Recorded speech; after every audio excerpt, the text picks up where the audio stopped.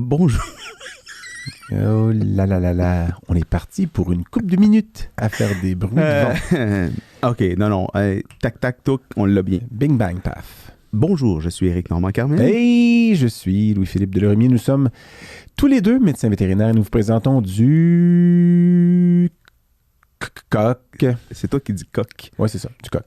Alan, le podcast qui lève le voile sur la médecine vétérinaire et tout ce qui l'entoure. Et tout ce qui l'entoure dans cet épisode, Éric. Nous avons la joie, le bonheur et le plaisir de rencontrer pour vous, mesdames et messieurs, la docteure Julie-Hélène Fairbrother, médecin vétérinaire. Mm-hmm. Un nom célèbre. Oui, évocateur d'une dynastie de médecins vétérinaires australo-québécois. Absolument. Julie-Hélène qui est microbiologiste vétérinaire. Mm-hmm. Et qui donc vient nous parler de son travail. Mm-hmm. Et puis qui évidemment comporte une partie de diagnostic. Donc on parle de nouvelles techniques un peu innovantes. Très là, intéressant, comment diagnostiquer les bactéries avec des résultats plus rapides, avec des résultats très précis aussi. Absolument. Puis on parle aussi d'un volet important qui est toute la question de la résistance aux antimicrobiens. Oui, de l'utilisation judicieuse des antibiotiques. On parle beaucoup. On profite, bien évidemment, inévitablement, on l'évoquait d'entrée de jeu, mais on parle un peu de ses parents, du rôle qu'ils ont joué dans sa vocation de vétérinaire. Puis on rappelle aussi quelques souvenirs qui nous lient notamment à Diane Blais, qui était professeure d'anesthésie à la faculté. Et on se rend compte qu'une autre chose qu'on partageait en commun, qu'on avait pas eu la chance de... Exactement. On vous écoutez l'épisode pour savoir de quoi il s'agit. On parle même de pigeons. Oui. On parle de pigeons qui font caca. Oui. On parle proche de la face. On parle... Non, mais on parle... Parce que là, j'ai un petit blanc. On parle de plein d'autres affaires, je sais.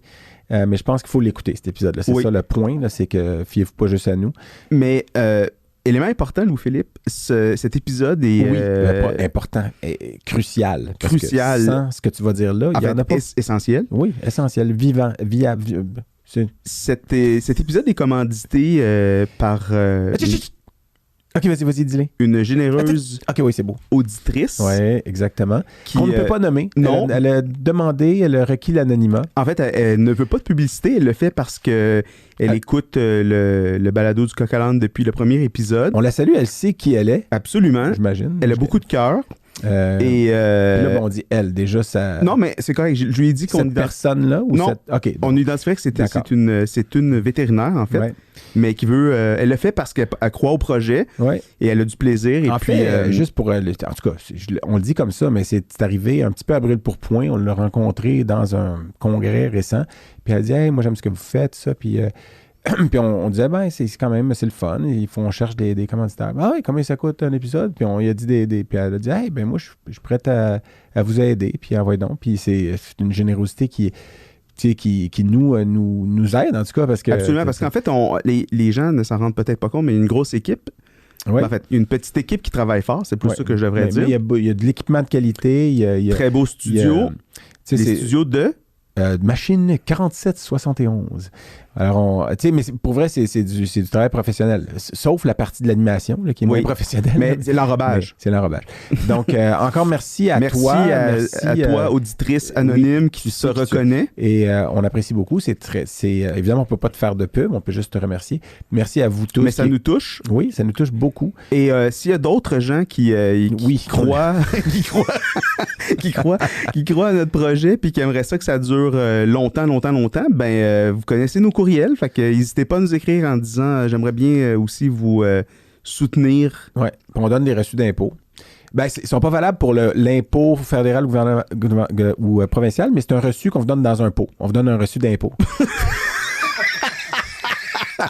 mais remarque, sur ce reçu, il y aura nos 2 autographes qui peuvent valoir beaucoup éventuellement. Oui, éventuellement. On ne sait jamais. Alors, bonne écoute à tous. Je pense qu'on n'a pas dit trop de choses. Il n'y a pas de divulgachage dans cette... non, on se rappelait plus de ce qu'on avait parlé, fait qu'on a rien divulgaché.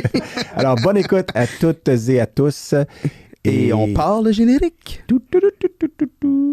Puis là, j'ai vu hier sur la page web, page Facebook Vétérinaire du Québec, 2 vétérinaires parce qu'ils parlaient de toucher rectal. En fait, c'est moi qui ai encore écrit toucher rectal. Là. Mais parce qu'ils demandaient qu'est-ce que vous avez fait au travail, qu'est-ce que vous avez appris à faire de façon autodidacte. Puis c'est Hélène qui pose des questions, Hélène Tessier, Hélène Perra qui pose des questions. Puis là, le monde répond mettons, ma première amputation, je l'ai faite avec un iPad de YouTube, un livre d'anatomie, puis je faisais une amputation, puis j'avais pas le choix, puis l'animal, je sais pas trop. Fait que moi, j'ai mis le toucher rectal, parce qu'elle a dit « Qu'est-ce que vous avez appris de façon autodidacte? » Puis je dis « J'ai appris ça de façon...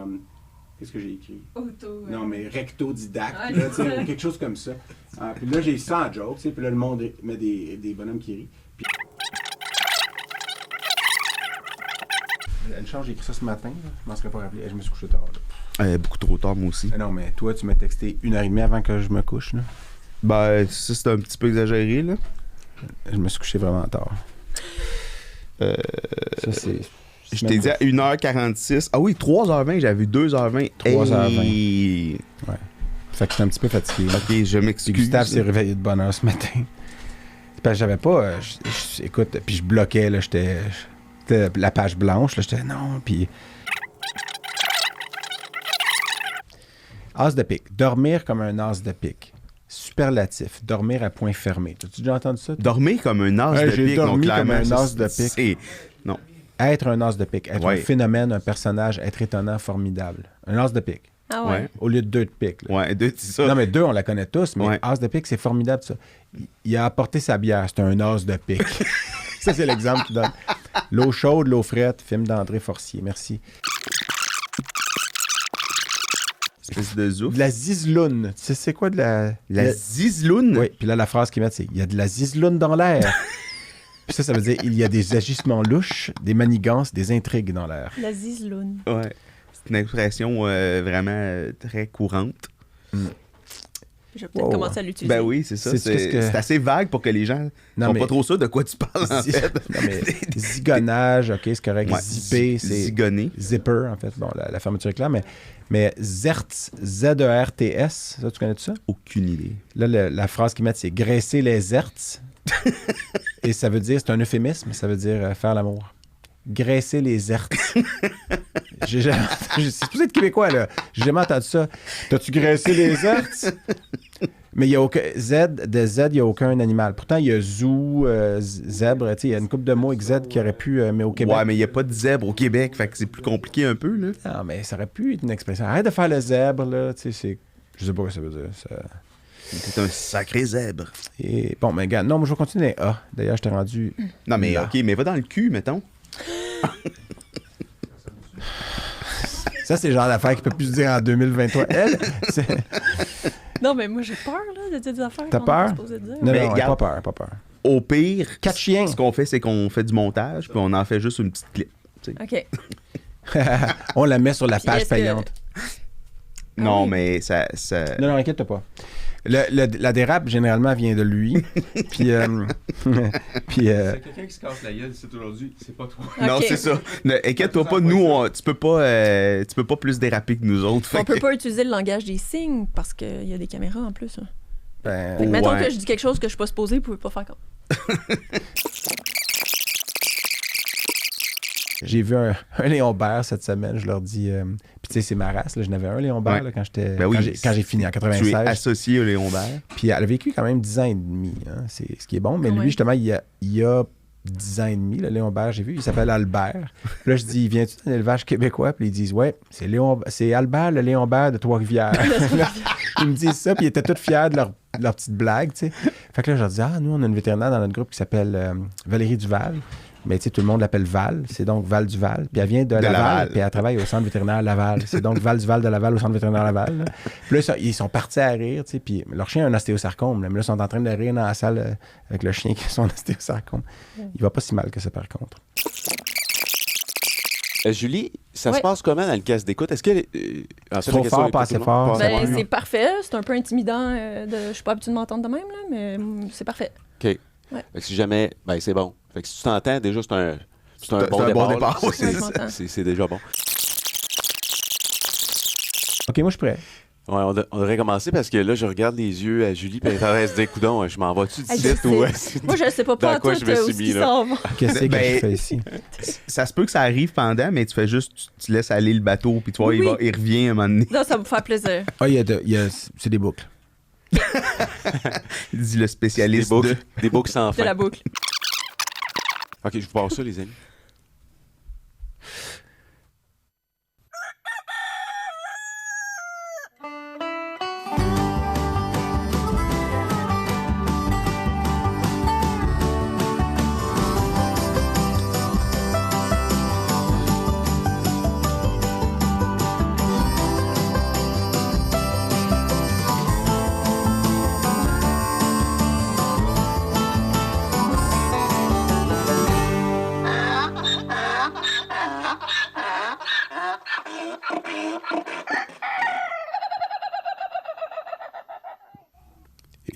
Hey! Qui voici que voilà? Comment vas-tu, mon beau Louis-Philippe? Ah, j'aime tellement ça. Quand tu commences comme ça, j'ai l'impression que tu le penses vraiment. Ben oui, Mais c'est pas- toujours sincère. Pour vrai? Ben Ben oui. non, ça va assez bien, Eric. Premièrement, vu qu'on essaye de pas laisser attendre longtemps la personne qui est devant nous, Oui. puis qu'on essaie de s'améliorer une fois à l'autre, on va très, très bientôt la présenter. Mais vu que j'aime rester intemporel, mais spécifier le fait qu'on enregistre quand même des fois quelques mois d'avance, Eric, aujourd'hui, on est une belle journée de printemps. Oh, oui, OK. Ben, il fait oui. fret, là. Il fait, Ouais, il c'est fait ça. moins 3, moins 4. Là, on est arrivé, mais on est le 25 mars 2023. Et puis, c'est juste pour être non intemporel, de ce bout-là, là, mais juste pour que les gens comprennent que c'est ça. Tu sais, ça a été enregistré aujourd'hui. Puis ceux qui suivent le fil, ils vont se rendre compte que ça fait longtemps qu'on n'a pas enregistré. On est comme un mélange de fébrilité et de Ouais, rouillé. ben, c'est un peu comme ça. Hein? Fait qu'on est, c'est ça. Brouillé ou rouillé, t'as dit? Rouillé. OK. Parce que brouillé aussi, là. Mais, On a graissé les hertz, mais- les hertz. donc, on va tout de suite présenter notre invité qui nous regarde avec un sourire narquois ou incertain. Alors, Eric, je te laisse la nommer. Bon, alors, on reçoit aujourd'hui Julie Hélène Fairbrother. Docteur. Docteur, oui, médecin vétérinaire. Inscrite, Ben, j'allais là, tu sais, ouais. Bonjour. dire Bonjour, MV, Julie Hélène. MSc et puis diplômé du Collège américain de microbiologie vétérinaire. Oui. Je le traduisais en Tu traduisais au même moment en live, OK. Hey, Donc, bienvenue, merci. bienvenue parmi nous. Merci d'avoir traversé Montréal pour venir nous rejoindre ce matin. Avec plaisir. Avec un- Merci pour l'invitation. Ça fait plaisir. T'as un petit regard teinté d'inquiétude, je note, mais probablement avec justesse. Là. Mais non, c'est très gentil de venir. De toute façon, ça fait longtemps qu'on s'est parlé d'une participation potentielle, hein, parce qu'on trouvait que c'était intéressant. On veut couvrir tous les aspects, puis tu en es définitivement un où tu fais partie d'un des aspects intéressants de notre Puis vaste profession. important, là, c'est... Oui, essentiel. Oui, tout à fait. Oui, parce que Je suis d'accord. tout part du plus petit. Là. Mais donc, bienvenue dans nos studios magnifiques de Machine 4771 à Sainte-Thérèse. La Belle. Donc, avec Dan à la console. Salut Dan. Ça fait longtemps qu'on ne l'a pas vu. Puis, je vois qu'évidemment, il y a une bière qui est en train de réchauffer, donc on va tout de suite bientôt ouvrir ça. Mais juste avant, Eric, ma petite fébrilité additionnelle au niveau habituel. Puis, tu sais, Julien, tu te sens bien, tu nous interromps quand tu veux, parce que sinon, des fois, on part sur des chires. Elle vient du fait qu'on est le 25 mars, je viens de le dire, mais il y a quelques jours, c'est-à-dire tout de suite après le début du printemps, le 22 mars, toi et moi étions sur nos cellulaires à se texter. Eric, ça approche. C'était comme un accouchement. Là, pourtant, le balado roule depuis un bout de temps, mais cet accouchement-là, Eric, c'était de rejoindre un seuil quand même qui est... Très important. Non, qui est combien? Ah oui, c'est ça, j'ai même pas expliqué c'était quoi. Le seuil, c'est un nombre d'écoutes, là, parce que, tu sais, nous, on regarde un peu des fois les stats, puis OK, tu sais, crime, ce petit projet-là qu'on croyait être plus une blague. J'aime beaucoup quand tu dis on regarde un peu les stats. Ouais, c'est un euphémisme malsain. Mais parce qu'on approchait du seuil de 10 000 téléchargements, en fait, des épisodes sur les plateformes de téléchargement. Donc, excluant Facebook puis YouTube, là, mais sur les plateformes. Donc, les gens qui l'écoutent comme on pense que ça devrait être écouté. C'est le temps, moi, je trouve que c'est le fun d'aller voir les extras, les vidéos, puis même regarder tous les épisodes en vidéo, mais de l'écouter en format... la façon classique d'écouter un podcast, parce que, après, si les gens veulent nous regarder... C'est ça. Mais qu'on soit rendu à 10 000, moi, j'étais... C'est ça. Impressionné ou flabbergasté ou surpris. Écoute, on est quand même assez fiers de ça. Je sais pas si je dirais fier. Non, mais dans le sens que ça a été... OK. J'ai beaucoup de difficultés avec ce mot-là. T'as pas la fierté. On y reviendra. Mais tu sais, fier, tu sais, je veux dire... En tout cas... Content? Content, oui, heureux, excité, surpris. Surpris, oui, très surpris par contre. Impressionné. Ça s'est fait plus vite que ce qu'on aurait anticipé. Ouais. Donc, merci à aux auditeurs qui vraiment nous encouragent et puis sont au rendez-vous épisode après épisode. Oui, puis d'ailleurs, on en profite pour dire, continuez d'aller liker, inscrivez-vous sur la page, tout ça, puis parce que ça peut aider éventuellement à changer les algorithmes. Puis, mais moi, j'en profite aussi, parce que là, on a dit ça, puis je voulais pas justement laisser, parce que évidemment, là, il est probablement, je sais pas, 17 heures. Ouais. Puis donc, c'est le temps peut-être de s'ouvrir une petite bière. Puis comme on le fait à chaque début d'épisode. Puis aujourd'hui, il faudrait que je vois la canette, par contre, parce que je l'ai choisi. Puis Julie-Hélène, corrige-moi si je me trompe, mais je crois que t'aimes les... Il adore se faire corriger, fait qu'il n'hésite pas à le faire. Comme le disait l'éléphant. Corrige-moi si je me trompe. mais non, t'aimes les bières de style New England IPA. Oui. Puis c'est ce que j'ai choisi. Mais celle-là, particulièrement, je vais regarder la canette quand Daniel aura fini son travail de maître, parce qu'il y a quand même une main particulièrement efficace pour décapsuler ou en fait ouvrir une canette comme ça. On voit que l'expérience est au rendez-vous. Sans que ça revole partout, contrairement à nous. Mais j'ai choisi une bière qui vient d'une brasserie qu'on n'a jamais expérimentée dans le studio. Je vois l'animal qui est mis en évidence sur la canette. Sur le dessus, c'est ça, il y a une tête d'âne. Ouais. Donc, en ton honneur, Éric, je m'ennuyais de toi. Là, ça fait longtemps qu'on ne s'était pas vu en studio. Puis, donc, ça s'appelle... Et Colin, j'essaie de... OK, Chooch, c'est ça, Chooch. Puis Chooch, ça veut dire... donc, c'est une session NEPA. C'est les bières Lobeva, L-O-B-E-V-A, qui est une microbrasserie qui est à Joliette. Donc, on salue les gens de Lobeva. On espère que vous faites des bons produits parce qu'on est sur le bord d'écouter. Puis Chooch signifie... Tu sais ce que ça signifie? Non, je te laisse deviner. Ça signifie un âne en italien. Ah oui? Mais aussi un jargon pour quelqu'un qui manque de jugement. Puis c'est surtout ça qui me... Ça, c'était ton hommage à moi, c'est ça? Notre session n'est pas être une bière légère, mais extrêmement juteuse et tropicale. Ne soyez pas un chooch et buvez une chooch. Bon. Mais je suis surpris de constater à quel point il y a des microbrasseries qui utilisent l'âne et le coq dans leur... Ouais. Il y a beaucoup de... on s'en était jamais je ne m'en étais jamais rendu compte avant de faire ce projet. Donc, mais c'est ça. Donc, moi, déjà, merci à la microbrasserie, merci à tous les auditeurs, merci à toi, Julie, c'est une gymnastique. Juste santé, c'est ça. Santé à vous, on te laisse décrire. Moi, je pensais que boire une bière aussi pour une microbiologiste, tu dois tout de suite penser au processus de fermentation, puis au Saccharomyces cerevisiae. Puis, D'ailleurs, Boucardia a écrit un livre très intéressant sur tout ce qu'on doit aux microbes. Qui, justement, puis ça en fait partie, là, du fromage à la bière ou en passant par le vin. Ah oui, on serait rien sans eux. Oui. Pourquoi je suis en train de sentir le microphone pendant que je bois? J'ai littéralement... en tout cas, mais... elle est excellente, très juteuse. Très, très bonne, oui. Oui. Le citrus n'est pas trop présent comme d'autres. Non, c'est ça, il est vraiment... il est comme bien enrobé. Très sèche, pas trop amer quand même. Non, c'est... trop. Rafraîchissante, mais une bonne longueur en bouche, mais pas, c'est ça. Je dirais une bonne bière de déjeuner. Si j'avais à choisir. Il y a des breakfast stout. Oui. On l'a généralement déjà amené. Pour vrai. Donc, santé à vous tous et toutes. Puis à notre 10 millième épisode, alors que tu as fait... 10 millième téléchargement. On n'est pas encore à 10 000 épisodes, Eric. Épisode téléchargé. Oui, exactement. Voyons, j'essaie de revigorer mon... Vas-y, je te laisse commencer parce que j'ai un petit problème technique. En fait, on aime ça. On commence toujours par une petite bio là, pour mettre un peu les gens dans le bain de savoir qui tu es, qu'est-ce que tu fais. Donc, on l'a dit, promo 2007 de la Faculté de médecine vétérinaire. Exact. Et puis, après ça, tu as fait une résidence, donc en microbiologie vétérinaire. Oui. Aussi à Saint-Hyacinthe, à la fac. Exact. Dans ta bio, tu vas parler du fait de comment elle est née puis tout, là? On commence en 2007 ou on commence... Oui, c'est ça, parce que puis je sais que ça... je commence toujours par la promo. OK, c'est correct, c'est vrai. Parce que c'est juste pour situer les gens un peu. Je devrais réécouter les débuts d'épisode. donc, résidence en microbiologie à Saint-Hyacinthe. Microbiologie vétérinaire, oui, à microbiologie vétérinaire. Fait que, tu sais, pour les gens qui ne sont pas des adeptes, mais qui ne sont pas du milieu, tu es donc une spécialiste de tout ce qui est bactéries, fungus. Ouais. Pas les virus, par contre. Ou un petit peu... La spécialité, elle est générale, c'est la microbiologie vétérinaire, mais après, moi, je suis allée faire l'examen spécifiquement de bactériologie et de mycologie. Okay. Puis la parce qu'il y a virologie, des- c'est un... Dans le collège, Oui, il y a des... sous-spécialités. Donc, qui sont...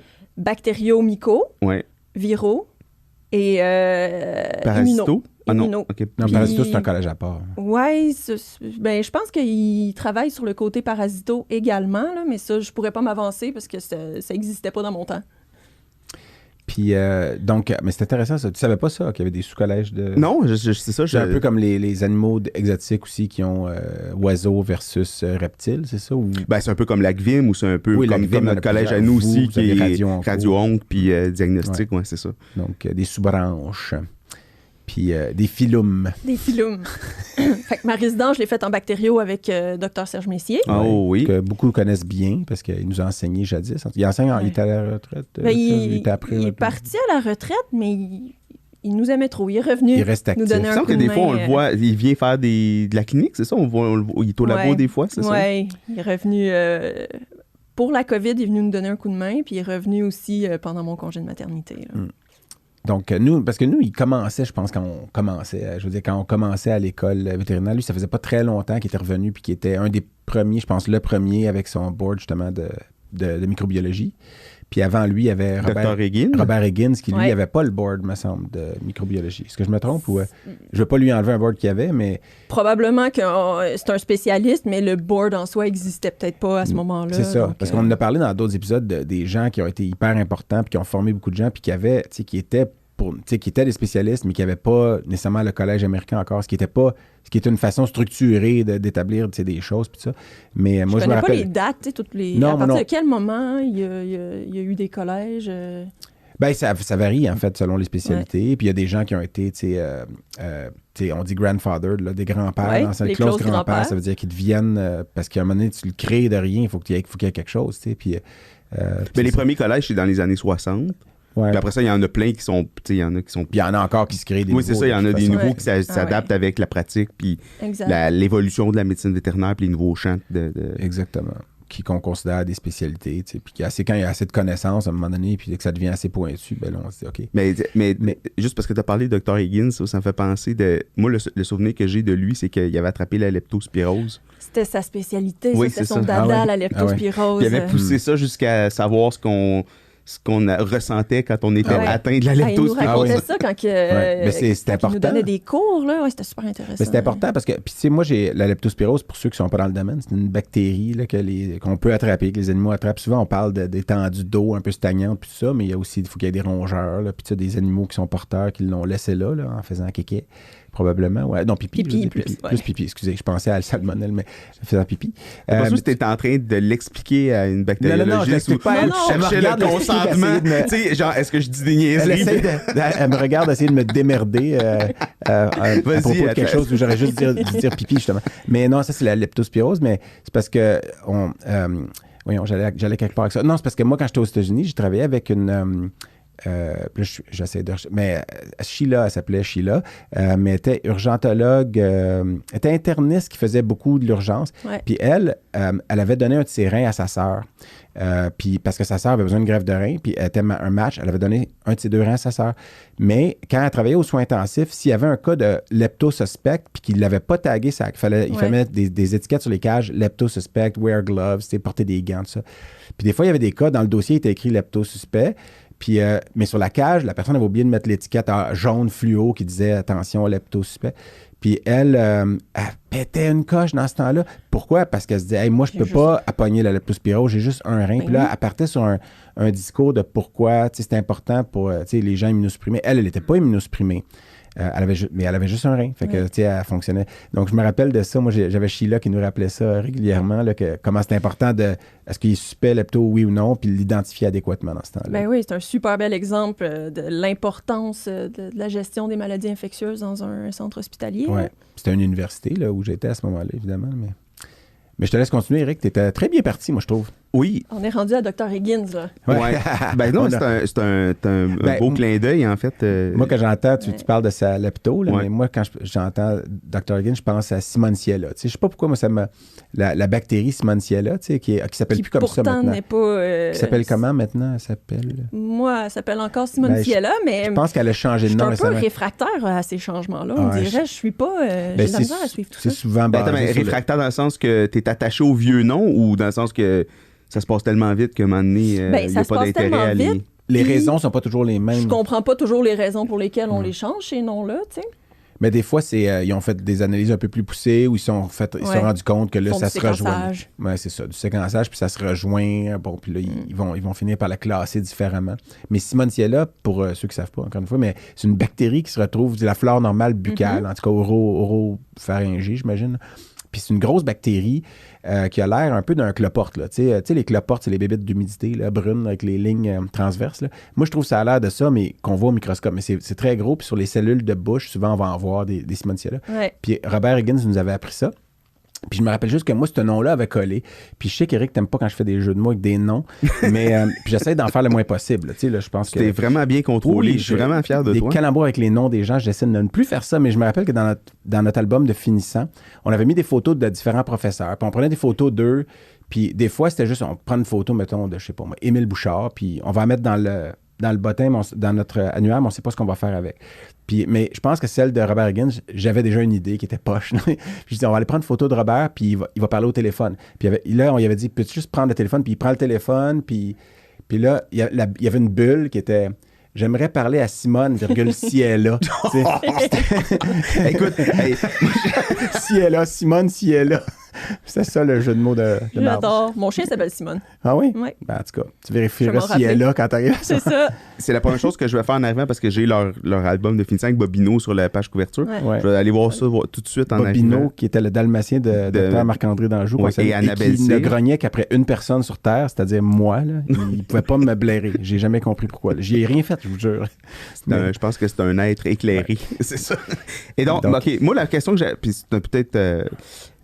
pourquoi la médecine vétérinaire? Parce que là, c'est ça, mais là, tu vas aller à... Oui, mais parce qu'il y a des gens qui savent peut-être pas tout de ton... malgré ton nom familial et ton visage, qui sont révélateurs. Oui, c'est ça. Du fait que il y en a que parmi les techniciennes au labo qui disent que je viens d'une dynastie de vétérinaires. Ben, ils sont pas les seuls. Là. Moi, je le pensais aussi ce matin. Je me disais, c'est quand même ça. Ben, une dynastie, c'est toi qui l'as créée, en fait. Est-ce que tes grands-parents étaient vétérinaires? Non. OK. Fait que c'est toi qui crée la dynastie. Ça prend plus qu'une génération. J'imagine. Je sais pas c'est quoi la définition vraiment précise de dynastie. On va la créer juste là. Juste 2 générations, c'est quand t'es la fille. Ben, c'est un début de dynastie. Il y a 2 générations, puis il y a ma cousine aussi. Là. Oui. Donc, Marie-Claude, qui est interniste à la faculté. qu'on salue. Ouais. Qui, parlant de dalmatien, a découvert le gène DAL pour le groupe sanguin. Là, ça, c'est la boucle du dalmatien avec Bobino qui est sur la couverture. Tout à fait. Ouais. Tu vois, ça, c'est le genre de boucle que Louis-Philippe aime fermer. Fait que pourquoi la médecine vétérinaire? C'est une excellente question. En fait, c'est sûr que j'ai grandi là-dedans. Là. Ça a fait partie de ma vie très, très tôt. Tes 2 parents biologiques et présents durant toute leur vie à tes côtés. Je pense que je peux pas nier ma biologie. Ils t'ont mis à l'adoption puis ils t'ont adopté le jour même. Fait que c'est comme bizarre. Là. Ils sont biologiques, mais ils t'ont adopté. C'est comme un bizarre de... Mais non, c'est pas vrai. Ouais. La fille est comme, vraiment, j'ai jamais su ça. Ta mère m'a conté ça quand t'es parti en voyage ensemble. Parce que je suis déjà allé en voyage avec ta mère. Moi aussi. On va... Pour vrai, mais c'était pas le même voyage. Non, c'était pas là. C'était pas le même voyage. Ça, j'étais pas au courant. C'est quand même bizarre. C'est la première fois qu'on a un invité que les deux... T'étais parti juste avec elle, juste après elle? Mais moi aussi. Oui. Ah, mais attends, mais t'étais étudiant? Aux États-Unis. Ouais. Non, moi, c'était au Québec. Ah, moi, c'était aux États-Unis. Ouais, bah, OK. J'étais allé avec ta mère. On va en reparler dans 2 minutes. Ouais. Donc, ta mère, c'est encore, mais elle est décédée. Ouais. Puis on la salue d'ici, mais c'était Diane Blais. Diane Blais. Donc, Diane Blais, née en 1952. John Fairbrother, mon père, né en 1950. Est-ce qu'on va loin de même? Oui, on peut. C'est la première fois que quelqu'un le fait. Je trouve ça le fun. Puis, donc, ton père né en Australie. Oui, c'est ça, en Australie. Il a grandi à Dubbo, donc je sais pas si... Puis il a vraiment grandi, là. Il est genre 6 pieds 5. Non, 6 pieds 4, mais ouais. Donc, les deux sont médecins vétérinaires. Mon père, c'est ça, il est devenu médecin vétérinaire en Australie. Il a pratiqué Dans les bovins, dans les grands, ouais. ouais. Puis après ça, il a décidé que lui, il voulait faire de la recherche. Donc, il voulait faire un PhD en microbiologie. Puis je pense qu'il a appliqué, lui, il tripait là, sur le voyage. Puis il a appliqué à Londres, en Australie évidemment, puis à Cornell aux États-Unis. Puis il a été accepté partout. Puis il a décidé, go, je m'en vais aux États-Unis. Ma mère, elle, devenue médecin vétérinaire à Saint-Hyacinthe, a décidé d'aller aussi à Cornell faire sa résidence en anesthésie. Donc voilà, c'est là qu'ils se sont rencontrés. C'est là qu'ils se sont rencontrés. Ouais. Ma mère a toujours raconté que c'était le premier des deux qui trouvait un emploi pour les deux dans leur pays qui allait ramener l'autre là. OK. Puis, fait que c'était clair quand ils étaient à Ithaca, là, qui est dans le nord de l'État de New York, là, où l'Université Cornell, une des Ivy League University, qu'on dit, mais elle est située, c'était clair qu'ils retournaient soit au Québec ou en Australie. Ben, je pense que oui. OK. Mais j'imagine que ta mère, elle était attendue un peu à Saint-Hyacinthe parce que c'était la première anesthésiste qui est revenue au Québec. Moi, ce que j'ai compris, c'est qu'elle est partie avec un mandat. OK. De revenir, puis d'après ça, développer, partir le service. Ce qu'elle a très bien fait, là, parce que... Puis c'était une pédagogue. Moi, ta mère, je l'aimais beaucoup comme dans les cours, tout ça, puis elle était tellement bonne, là. Oui, elle a marqué toute notre génération avant que Sophie Cuvelier arrive. Ou en même temps, parce que Sophie est arrivée à peu près en même temps, mais ta mère était déjà là depuis un bout de temps. Elle est revenue à Saint-Hyacinthe en quelle année? En fait, ils sont revenus en 80, je dirais, puis moi, je suis née en 81. Puis l'histoire a toujours dit que ma mère a travaillé en anesthésie jusqu'au jour de ma naissance. Oui. C'est ce qu'on... Ouais, mais tes tics, ça paraît pas trop tes tics, là. Ça paraît moins que... j'arrive à les masquer. Mais attends, mais c'est encore plus complexe parce que comme tu es né à Montréal, ça veut dire qu'elle a fait le trajet Saint-Hyacinthe, Montréal pour aller accoucher de façon imminente, là. Oui, mais elle m'a toujours raconté qu'elle a failli accoucher dans un box de cheval. OK. Je pensais que c'était dans le tunnel Louis-Hippolyte Lafontaine. Non, c'est ça. Dans un box, il passait beaucoup de temps dans le box de cheval. Oui, dans le box de réveil, j'imagine. Les anciens box, là, Puis oui, parce que pour faire un réveil, en fait, même l'anesthésie, l'induction puis le réveil d'un cheval, quand t'es enceinte, faut... C'est pas simple. Pour les gens qui n'ont jamais vu ça, allez sur YouTube là, ou sur Google ça. Là, on pourrait leur mettre le lien avec un cheval qui se réveille. Là. C'est quand même, c'est une grosse bête. Puis quand ça se réveille, c'est étourdi, comme nous autres. Oui, c'est ça. Mais moi, ça m'a toujours surpris, étonné, en fait, impressionné, puis inquiété. Puis ma mère... probablement que vous vous rappelez, était super organisée aussi. Fait que pour trouver l'emploi et où il allait revenir, en fait, travailler, mes parents, je pense qu'elle a réussi, c'est ça, à trouver une job pour les deux assez rapidement à Saint-Hyacinthe pour pouvoir revenir au Québec. Je me suis toujours demandé pourquoi mon père a laissé ça passer, parce que sinon, on aurait pu vivre notre vie en Australie. Mais je pense qu'ils ont bien fait. Je pense que mon père s'est bien adapté à sa vie à Saint-Hyacinthe. Ouais. Puis il parlait pas du tout français quand il est arrivé ici, j'imagine, en 80 ou 81. Ouais. Fait que, non, exact, il a appris donc, le français. Excellent. Puis... Puis ton père, c'est une star de la... Puis petite anecdote de mon père, pour revenir à Dr. Higgins, c'est qu'en fait, mon père, son PhD, lui, son dada, c'était la leptospirose aussi. Ah oui? Okay. Donc, il a travaillé là-dessus je pensais que c'était à Cornell. Moi, depuis toujours. Là, mais non, fait que c'est ça. En arrivant à Saint-Hyacinthe, Dr. Higgins travaillait déjà beaucoup sur la leptospirose. C'était déjà sa spécialité de ce côté-là. Donc, mon père s'est trouvé une autre bactérie, puis c'est à ce moment-là qu'il a commencé à travailler. Ils n'ont pas essayé les deux de le faire en même temps. Là. Non. Pour voir qui le plus loin. Ouais. Non, mais plus que c'est leptospira. Là, donc, c'est ça. Mon père a commencé à travailler sur... Je veux pas que tu fasses l'analogie de E. coli. Analogie puis E. coli dans la même phrase, c'est bon. Là. Ouais.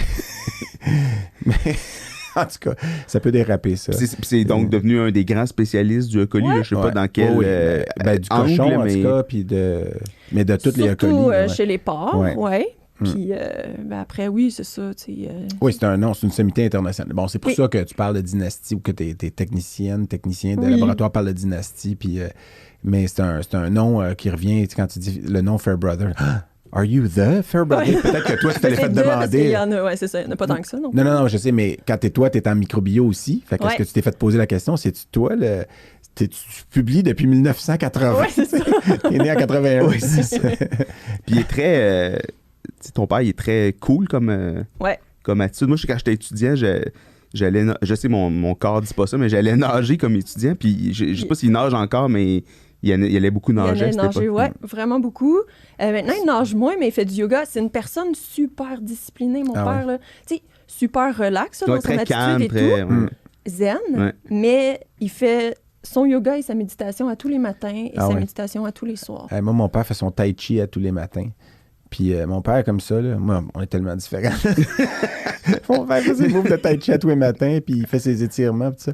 Mais ton père aussi est probablement, je pense que c'était le 7e au Québec, homme à se mettre une boucle d'oreille. Oui. Euh, Puis les tatous aussi. je voulais voir. J'ai le goût de registre. Il est où Ça, ce sur Wiki- registre-là? C'est ça. Sur registre Wikipédia, officiel, là, c'est c'est ça. la meilleure source. Les tatous aussi. Ouais. Oui. Là, il est rendu avec des tatous qui vont... ouais, Un face jusque sur, tattoo? Ah ouais? Ben non, pas face, Mais un derrière que la tu le tête. vois juste quand il se rase. Puis, Ouais, exact. OK. Mais, Ah, mais Diane était tatouée aussi, ta Ouais, maman était ouais, tatouée. beaucoup quand même. ça venait Mais d'où, Diane, ça? c'est plus caché. C'est-tu le côté australien, ça? Puis là, je ne veux pas insulter les natifs Ouais, c'est quoi ce Non, non, mais stéréotype-là? voyons, c'est quoi le nom des Les natifs? aborigènes? Les aborigènes, c'est ça que j'allais dire, mais là, j'étais comme, c'est un terme qui est péjoratif. Ouais, en tout cas, mais il y a beaucoup de tatouages, comme à Hawaï, puis tout ça. Est-ce que ça vient de là ou pas du tout? T'as aucune idée? J'ai aucune idée, sincèrement. Ou comme Je disent pense les que c'est Français... juste qu'ils trouvent ça beau. Ouais. Ben oui, puis ça peut l'être. Là. Ouais. Je pense, en voulant dire pas que ton père, ça l'est pas, mais ça l'est pas toujours. Je pense que Mike Tyson, ça a dérapé un peu. Puis j'espère qu'il écoute pas notre podcast parce que même à son âge, je vais en manger une. Mais moi, est-ce que je peux compter la fois où je suis parti en voyage avec sa mère? Ouais, mais attends, je veux juste finir parce que aussi, donc à la maison, vous aviez beaucoup de chats quand tu étais jeune, j'imagine? Oui, bien, très, très jeune, on avait une quantité raisonnable de chats. Puis là, c'est sûr que ma mère, avec tous ses projets aussi qu'elle a développés, avec le refuge, puis avec tous les voisins qui savaient que ma mère sauvait tous les chats, il y a eu une petite courbe exponentielle à un moment donné avant d'atteindre un plateau. Puis on s'est retrouvé avec une chatterie, une trentaine de chats qui cohabitaient. Ouais. Fait que ma mère, elle sauvait tous les chats du quartier et mon père, dans sa zénitude, acceptait de cohabiter avec ses chats. Mais vu qu'on parle de ça... il en reste encore, hein? Quoi? Des chats. Des chats, oui, ben oui, de ta mère, c'est sûr, parce que la longévité des chats, ça peut être quand même... Puis évidemment, eux, ils vivent jusqu'à 20 quelques années, donc il en reste encore 2. Mon des père chats cohabite seniors. encore avec 2 chats de ma maman. Ouais. Mais ça a mené, parce que c'est là où tu en venais, j'imagine, parce que pour ceux qui ne le savent pas, il y a un refuge à la faculté de médecine vétérinaire de Saint-Hyacinthe, puis ta mère a été instrumentale ou en fait essentielle au développement du refuge. C'est elle qui l'a... a aidé beaucoup à partir ce refuge-là, Avec José Duprat, puis avec qu'on salue aussi, puis avec, là, je connais pas tous les noms de qui est impliqué, mais je sais que ta mère avait travaillé fort là-dessus avec... pour le refuge. Là. D'où mon chat Dartos venait, là, qu'on a parlé Dartos, il n'y a pas de T à la fin, mais dont le fameux chat Dartos. Aussi immortalisé dans l'album. Immortalisé dans l'album d'une façon tout à fait différente que Simone Ciel. Oui. J'ai oublié Cache le sexe, mais... En introduction, je voulais dire que, tu sais, c'est parce que j'allais dire, parce qu'on n'a pas... Mon toit coulait, puis je l'ai fait réparer, mais je peux plus le faire parce que c'était en intro, j'étais supposé le dire, puis j'ai pris le temps de l'écrire ce matin, fait que je vais juste le dire, mais Stachybotrys chartarum. C'est les parle en latin non, c'est les moisissures noires. Ça y arrive plus souvent que tu penses. Les moisissures noires, là. Tu sais, des fois que tu as quand il y a de l'humidité dans une maison. Ouais. Parce qu'il y en avait dans ma maison à cause du toit qui coulait. Mais il a été réparé cette semaine, puis il est tout beau, là. Mais je me suis dit, peut-être que je vais dire le mot Stachybotrys chartarum. Puis je l'ai même dit 2 fois. Ouais, je l'ai dit. Mais là, je l'ai dit mieux cette fois-là. Mais, non, mais parce que, tu sais, tu as baigné donc dans ta jeunesse. Tu sais, on parlait pourquoi la médecine vétérinaire, tout ça, mais je me faisais la remarque que t'es comme un croisement, en fait. Tu sais, t'es dans la microbiologie, dans le monde des bactéries, mais clinique. Tu sais, c'est comme un mélange, entre en fait. les deux, c'est dans le diagramme de veine de tes parents, t'es vraiment au milieu, c'est intéressant. Ouais. Mais je vois. Toi, quand est-ce que t'étais allé après moi avec sa mère en voyage, c'est sûr? Moi, moi, j'étais étudiant, écoute, 3 ou 4e, là, c'est flou dans ma tête, mais... Je me souviens que tu m'as déjà parlé de ça. Mais moi, j'étais étudiant entre la première et la 2e. Puis c'est un voyage qui a été déterminant dans ma carrière. C'est pour ça que... Ah, c'est le fameux voyage? Oui, le fameux voyage. Alors, mais je me rappelais pas que tu étais avec... Je l'ai compté dans un autre épisode, je pense. Peut-être même dans le pilote. T'as écouté le pilote? Oui. Bon, fait que, tu sais, puis là, je sonne comme si je demandais aux invités de l'écouter. C'est parce que Julie a fait, puis je voulais le dire en début d'épisode, justement, dans mon intro, elle a fait le mauvais choix de débuter par le pilote. Moi, je suis allée avec le choix logique. Oui, je sais, mais je le dis pour ceux qui... Ça, c'est leur premier épisode. Si vous écoutez le Coq à l'âne en ce moment... Mais elle est juste assez vieille, en fait, pour avoir apprécié le pilote, d'avoir compris les références qu'on faisait. Mais parce que c'est ça. Pour les plus jeunes ou les gens qui viennent pas du milieu, il n'y a rien à comprendre dans le pilote. Mais ce que je voulais dire, donc, c'est si ceci est votre premier épisode, vous pouvez aller au pilote après, parce que au moins vous avez écouté celui-là en premier. Mais si vous n'êtes pas encore sûr, écoutez pas le pilote comme deuxième, mettons. Mais tout ça pour dire que je pense que c'est dans cet épisode-là, je mentionne que j'étais allé dans un voyage au Wisconsin, entre la première et la deuxième année, parce que j'étais vice-président de l'AEMVQ, donc l'Association des étudiants en médecine vétérinaire du Québec. Puis quand tu es vice-président, tu tombes président en deuxième année. C'était comme ça dans le temps, puis je pense que c'est plus comme ça. Mais tout ça pour dire qu'il y avait un voyage où un étudiant allait à l'université dans un congrès avec un prof. Puis le prof, c'était ta mère. Puis l'étudiant, c'était supposé être André Frigon, là, que je salue, qui était à ce moment-là, qui venait du lac, qui parlait pas beaucoup anglais. Puis lui, il dit, moi, je vais aux États-Unis, je comprendrais pas grand-chose. Fait qu'il m'a demandé, moi, vice-président, ça te tente d'y aller? Je dis, OK. Fait que je suis parti avec ta mère en avion. On est allé au Wisconsin. Juste les deux, là? Juste nous deux. Oh. Puis le seul petit détail, puis je pense qu'il est quand même assez important. Il y avait 2 chambres différentes à l'hôtel, mais je me rappelle qu'il y a un soir que parce que c'était un congrès sur la diversité. C'était Celebrate Diversity. Ce qui, dans ce temps-là, moi, je savais pas ce que ça voulait dire. Je pensais que ça voulait juste dire c'est bien que tout le monde soit différent, tu sais. Mais beaucoup, il y avait, tu sais, par exemple, il y avait un étudiant. Je l'étudie dans le pilote, parce que j'aime pas se répéter, là, j'aurais l'air. Mais en tout cas, par exemple, il y avait une conférence où il y avait un gars que lui, il a fait tout son cours de médecine vétérinaire en étant un sourd, puis il y avait avec lui un interprète qui faisait du langage des signes pendant que le prof parlait. Fait que, tu sais, dans sa classe, lui, pendant 4 ans, dans l'université américaine où il était, ben, il y avait après ça, il y avait des gens qui étaient, mettons, lesbiennes, mais une fille qui était lesbienne puis qui était sortie du placard durant sa médecine vétérinaire. Ça avait été très difficile à raconter ça. Puis dans ce temps-là, c'était pas comme aujourd'hui.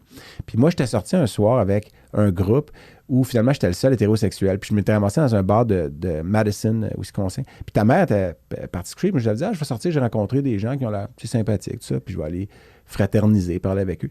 Puis là, j'avais parlé ce soir-là beaucoup avec un oncologue vétérinaire que moi, je savais même pas que ça existait, cette spécialité-là. J'étais entre la première et la deuxième. Puis c'est comme ça que j'ai su que l'oncologie vétérinaire existait. Puis lui, éventuellement, je suis allé passer 2 semaines en fait, en Caroline du Nord, quand j'étais déjà rendu généraliste. Puis quand j'ai fini ma médecine vétérinaire. Donc, c'est grâce au voyage où je suis allé avec ta mère au Wisconsin. Puis je me rappelle, on avait passé du bon temps, mais tu sais, moi, je sais que un moment donné, ta mère elle voulait aller à l'hôtel, moi, j'étais sorti, là. Puis c'est ça qui a mené un peu, pas à ma spécialité, mais littéralement, ça m'a fait connaître l'oncologie. Ça m'a fait. Ta rencontre. Oui, puis j'ai commencé à lire là-dessus, puis trouver ça cool, tu sais, comme domaine, là, tu sais. Donc, je voulais le mentionner parce que c'est quand même quelque chose qui nous unit, là, tu sais. Ben oui. Ouais, puis toi, c'est un voyage. En fait, moi, c'est quand même moins spectaculaire que toi, mais elle a été vice-doyenne pendant longtemps. Ouais. Et puis, il y avait des clubs d'entrepreneurship là, avec l'Université de Montréal. Puis, tu sais, elle voulait implanter ça à la faculté. Puis moi, j'étais probablement président sortant de l'association. C'était probablement en 3e année. Puis on est allés tous les deux. C'était juste avant Stoneham, là, au manoir du Lac-de-Lage, je pense. Ouais. Puis c'était un week-end, puis donc on était allés ensemble en auto, puis on avait beaucoup parlé, parce que moi j'étais un peu turbulent comme président de l'association, puis elle était vice-doyenne aux affaires étudiantes, fait qu'on avait eu plusieurs fois, fait qu'on a eu des bonnes discussions philosophiques, tout ça, j'ai beaucoup apprécié, ouais. C'est le beau souvenir. Ouais. Ben ouais, c'est le fun. Mais moi, je me rappelais pas qu'on partageait ça. En tout cas, un voyage avec ta mère. Mais donc, toi, microbiologiste, tu travailles à la faculté, mais pour le MAPAC. En fait, moi, je travaille pour le gouvernement du Québec. Okay. Donc, le MAPAC, le ministère de l'Agriculture, des Pêcheries, de l'Alimentation. Mais je travaille physiquement sur le campus, là, dans le CDEVQ, mais en fait... Donc, ça, c'est la nouvelle bâtisse, là, le nouveau gros laboratoire. Super beau hall d'entrée. Oui, la belle grosse salle de nécropsie. Donc, c'est une bâtisse qui appartient au gouvernement, qui appartient au MAPAC, mais entre les 4 murs, on partage des activités avec la faculté de médecine vétérinaire. Donc, mais est-ce que tu enseignes aussi la microbiologie, donc la bactério, tout ça aux étudiants de médecine vétérinaire? En fait, là, j'ai pris une pause là, depuis quand même avec la pandémie, puis après ça, j'étais en congé de maternité. Mais oui, on a les étudiants qui venaient... j'enseigne pas des cours magistraux, mais on a des étudiants qui venaient à chaque semaine avec nous faire des rondes, des visites du laboratoire, où on leur expliquait l'importance, en fait, des laboratoires de diagnostic, de la bactériologie clinique... dans la profession. Là. Mais donc, au jour le jour, mettons, ton travail ressemble à quoi? Parce que vous avez évidemment dans le labo, il y a des gens qui font qui font les repérer, qui identifient, ouais. puis tout ça. Et puis, donc, toi, ton rôle, comment ça fonctionne exactement? Ben, en fait, nous, notre rôle en tant que médecin vétérinaire microbiologiste, c'est vraiment de superviser toutes ces activités-là, de faire tous les suivis de la réception des échantillons. Puis c'est ça qui est super intéressant, c'est qu'on reçoit des échantillons super diversifiés de toutes les espèces confondues. Fait qu'à tous les jours, on vit quelque chose de nouveau. Ouais. Donc, on est là. C'est des cas bizarres, des fois aussi, parce que, tu sais, quand c'est des infections standards, ils vont pas toujours cultiver, les vétérinaires.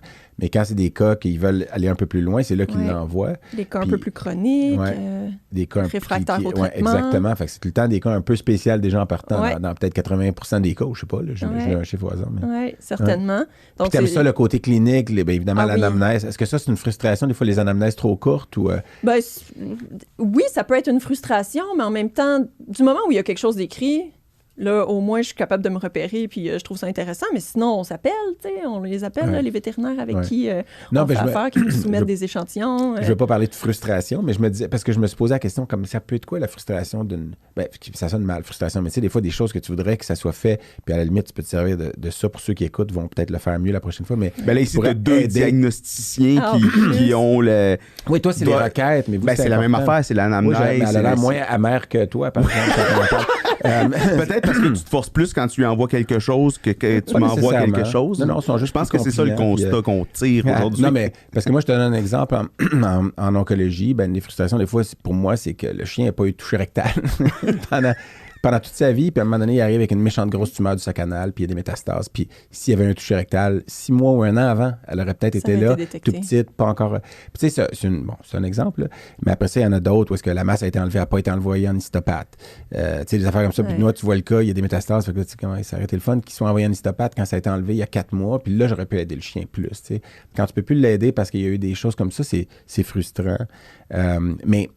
c'est pas... Puis ça sonne comme j'étais fâché contre les vétérinaires, mais des fois, je l'ai vécu. J'ai été praticien généraliste pendant 4 ans, puis je sais que c'est difficile des fois, mais il y a des détails importants quand même qu'on ne veut pas passer à côté. Mais oui.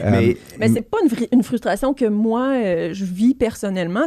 J'enlève pas l'importance de l'anamnèse, mais puis je pense que dans ta spécialité à toi, c'est probablement différent aussi. Mais tu sais, tant qu'on a quelques éléments clés, moi, j'ai pas besoin d'un roman. Je sais que les vétérinaires qui nous soumettent sont super occupés. Et puis moi non plus, j'ai pas le temps de lire des romans au niveau des anamnèses. Mais ça reste que, parce que ça, c'est un dada qu'on partage, Philippe et moi, mais comme dans ma spécialité, vous avez aussi des trouvailles fortuites. C'est-à-dire que tout ce qui pousse n'est pas nécessairement cliniquement significatif. Et c'est là des fois que j'imagine que l'histoire va vous aider, ou en fait, toute l'histoire clinique va vous aider à dire, bon, ça, c'est probablement un contaminant de l'environnement ou une flore normale, puis on s'en a pas à s'en soucier. Oui, mais tu sais, c'est sûr qu'après ça, avec la nature de l'échantillon, puis quelques éléments de l'histoire, ben c'est ça, c'est assez facile de faire le lien. Si tu reçois un écouvillon nasopharyngé profond, un lavage trachéal, ben c'est sûr que là, à ce moment-là, tu sais qu'il risque d'avoir... c'est pas une contamination, mais il va y avoir présence d'une flore endogène qui va pousser sur tes géloses, puis il faut que tu puisses faire la discrimination entre ce qui est de la flore endogène versus ce qui est vraiment important ou pathogène. Là. Mais oui, tout à fait. Parce que, tu sais, en fait, on oublie peut-être ça, mais avant d'identifier l'agent pathogène puis de voir comment on peut le traiter, si c'est avec un antibiogramme ou d'autres choses, il faut le faire pousser. Tout à fait. Ça, c'est un défi pour certains organismes. Oui. Oui, il y a certains micro-organismes. Fastidieux. Puis... Tout à fait. Puis, pas que qui sont fastidieux puis qui poussent pas, mais malheureusement, il y a plusieurs micro-organismes, puis surtout en médecine vétérinaire. Ceux qui poussent le mieux, c'est pas ceux d'intérêt, peut-être. Non, pas nécessairement. Puis même s'ils poussent, puis on sait qu'il est important, ou on sait qu'elle est importante, cette bactérie-là, on n'a pas nécessairement les critères d'interprétation pour faire des antibiogrammes. Fait que ça aussi, c'est quelque chose, il faut réfléchir à ça. On peut identifier une bactérie, vous dire, elle est importante, je pense que vous devez traiter pour cette bactérie-là, mais on peut pas vous donner des résultats d'un antibiogramme parce qu'on n'a pas les critères pour interpréter ces antibiogrammes. Mais OK, mais attends, ça, c'est intéressant. Explique-moi, c'est quoi le genre de critères qui, des fois, vous manquent pour... Parce que vous êtes capable de faire physiquement l'antibiogramme, de mettre les pastilles puis de le faire pousser, mais vous n'arrivez pas à l'interpréter dans quelle mesure? Parce qu'en fait, on a des standards qu'on doit utiliser, là, des guides standards pour faire nos interprétations. Bien, vous savez, nous, on utilise encore la technique là, de diffusion avec disques. Donc, de façon plus simplifiée, c'est qu'on fait pousser la bactérie, on met les disques d'antibiotiques, puis après ça, on va aller mesurer la zone d'inhibition. Mais après ça, nous, nos critères d'interprétation, on se réfère à des données surtout qui existent premièrement en médecine humaine. Donc, l'espèce de chez qui la bactérie, elle est isolée n'est pas la même que par exemple, un chien, un chat. Donc, déjà là, ça va aller jouer sur nos critères d'interprétation. Puis après ça, tout ça varie d'une bactérie à l'autre également. Donc, des fois, par exemple, on va isoler du E. coli dans de l'urine d'un chien, puis on va aller faire un antibiogramme là-dessus. Mais les seuls critères d'interprétation pour du E. coli qui vient de l'urine d'un chien, on est juste capable d'aller donner un résultat significatif pour, par exemple, je dis n'importe quoi, là, mais l'amoxicilline. Puis toutes les autres, c'est une extrapolation des données qu'on a de la médecine humaine, par exemple, ou de d'autres espèces animales. Parce que la biodisponibilité des antibiotiques, elle peut sûrement varier d'une espèce à l'autre, j'imagine? Ben oui. Tout à fait. Puis la concentration dans quel tissu aussi, là, ça, c'est dans l'urine. Il y en a beaucoup qui se concentrent dans l'urine, mais ça varie après ça selon le site aussi qui est... Mais avant tout ça, avant même de se rendre à l'antibiogramme, ben oui, là, il y a toute l'étape de... Premièrement, il faut recevoir l'échantillon, il faut avoir un minimum d'anamnèse puis l'information en ce qui concerne l'échantillon pour pouvoir choisir les bons milieux ensemencés. Puis qu'est-ce qu'il a reçu avant aussi comme antibiotique? Oui, ça peut être intéressant aussi, mais il faut que les bons milieux de transport aient été utilisés pour que les bactéries soient encore vivantes, parce que comme tu l'as mentionné, nous, on les cultive, on veut travailler sur du matériel vivant. Puis il y en a qui sont sur gélose, il y en a d'autres qui sont en suspension, c'est ça que vous faites dans des... En suspension, des bouillons, en fait. C'est ça. Oui, c'est sûr qu'on va utiliser les bouillons d'enrichissement. Tu sais, comme ça, si jamais la bactérie elle est présente, mais en plus petite quantité, on va pouvoir aller l'amplifier en bouillon puis aller le chercher à ce niveau-là. Ou si l'animal a reçu des antibiotiques. C'est intéressant ce que tu viens de dire, parce qu'on y pense pas, mais vous êtes une des rares spécialités qui travaille sur du vivant. Tu sais, on envoie des échantillons de quelque chose de vivant, qui vient de l'animal, mais qui n'est pas l'animal. L'animal, c'est l'autre.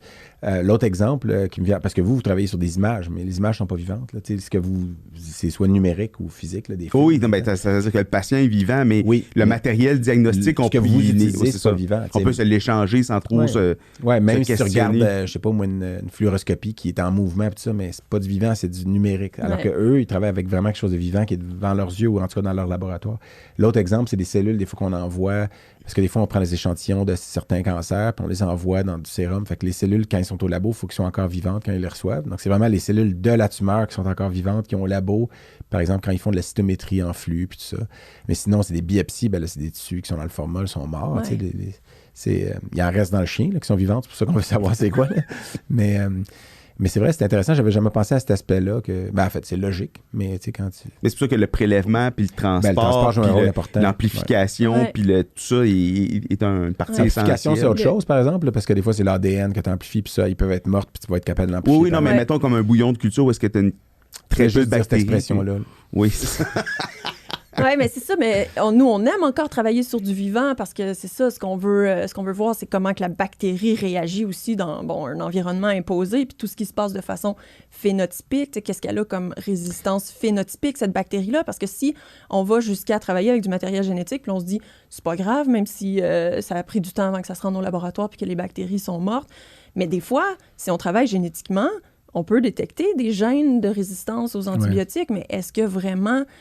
La bactérie, oui. Puis là, si on choisit notre antibiothérapie en fonction de gènes de résistance, tu sais, je pense qu'on n'est pas rendu là parce que là, c'est tout un autre concept, mais c'est l'utilisation judicieuse des antibiotiques. Je voulais en parler, là. De toute façon, on va en parler. Oui, c'est ça, c'est logique. On en parle en ce moment, mais c'est ça. Donc, je pense qu'on n'est pas rendu là parce que ça peut être dangereux là, de choisir une antibiothérapie en fonction de des gènes que la bactérie porte versus les gènes qu'elle exprime vraiment au moment où on veut... Mais tu sais, c'est très similaire au cancer, ça, en fait, dans le sens où on dit toujours que le in vitro, tu sais, ce qui marche in vitro déjà pour le cancer, ben souvent, ça ne marchera même pas chez la souris. Puis si ça marche in vitro, puis ça marche chez la souris, ça ne marchera pas nécessairement chez l'homme parce que la souris, c'est une souris immunosupprimée qui s'est fait injecter les cellules de cancer humain. Puis là, on essaye des médicaments dessus. Puis, tu sais, fait que c'est des conditions, des fois, que tu sais, puis pourtant, c'est ça, l'information que vous nous donnez. Mais je pense que si ça fonctionne in vitro avec un antibiotique, il y a plus de chances que ça fonctionne chez le patient que de la recherche in vitro avec du cancer. C'est complètement différent. Mais il y a un parallèle à faire quand même. Puis évidemment, en bout de ligne, la vraie réponse va venir de quand tu traites le patient. Puis ça, c'est si l'information, si l'échantillon vient de la bonne place, puis etc. Là, parce qu'il y a toutes sortes de...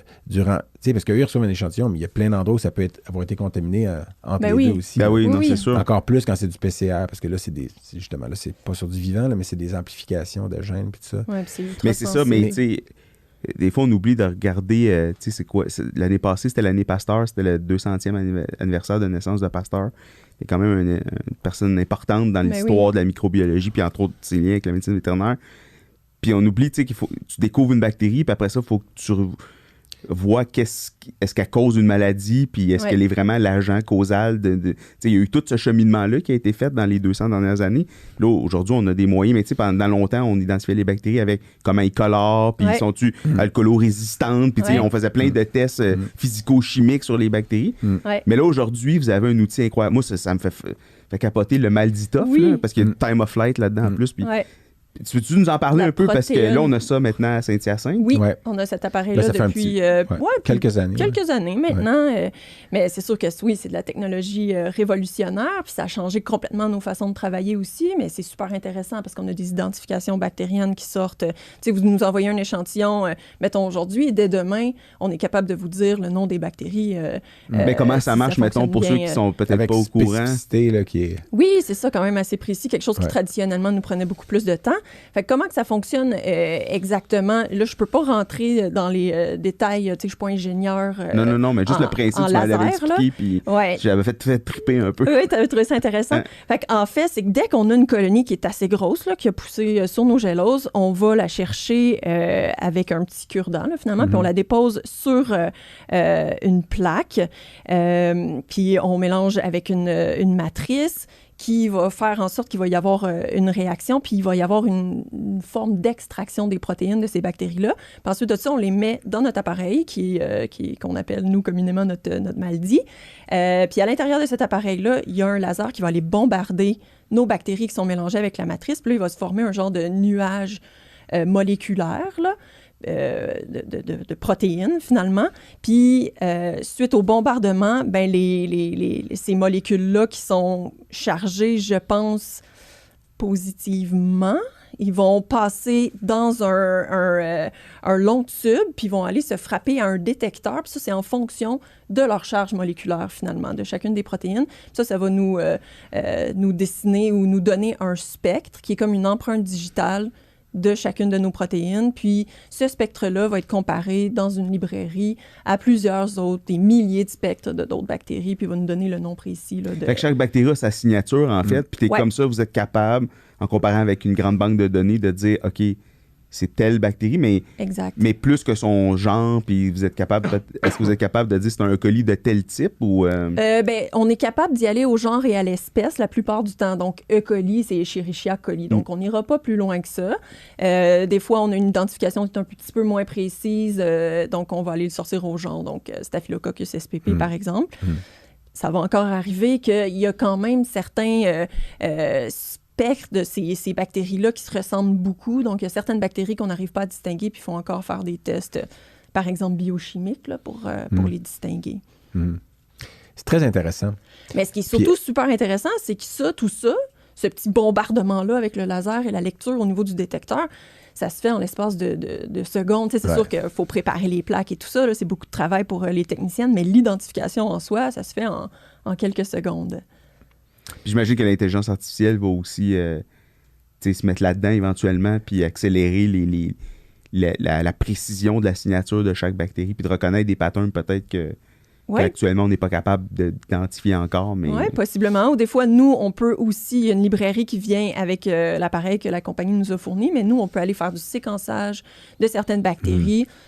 Puis aller vraiment préciser certaines identifications qu'on n'arrivait pas à faire seulement avec notre premier screening au MALDI. Puis en allant introduire ces spectres-là, on peut aller bâtir une nouvelle librairie ou en fait grossir notre librairie qui est déjà disponible. Là. Puis je finis après, je te laisse aller, mais le séquençage des bactéries, là, ça se fait donc de plus en plus souvent. Vous arrivez à les séquencer, pas le génome au complet. Ben en fait, ça, moi, je ne rentrerai pas trop dans ce détail-là, parce que moi, au labo de diagnostic, je ne suis pas très impliquée avec le séquençage. Là. Ça, c'est vraiment plus de la biologie moléculaire. Mais souvent, non, avec le temps qu'on a, c'est plutôt des fragments qu'on va aller séquencer, parce que nous, ce qui nous intéresse, c'est l'identification de la bactérie. Donc, on va aller séquencer le gène codant pour l'ARN 16S, par exemple, qui, elle, va nous permettre de différencier chacune des bactéries. Là. Mais ça se fait, là, du séquençage du génome entier, là, aussi de plus en plus... Dans un temps assez court, maintenant? Ben oui, et assez plus couramment, mais plus au niveau de la recherche. Là. Donc, c'est sûr qu'en diagnostic, nous, à Saint-Hyacinthe, du moins, on ne touche pas à ça pour l'instant.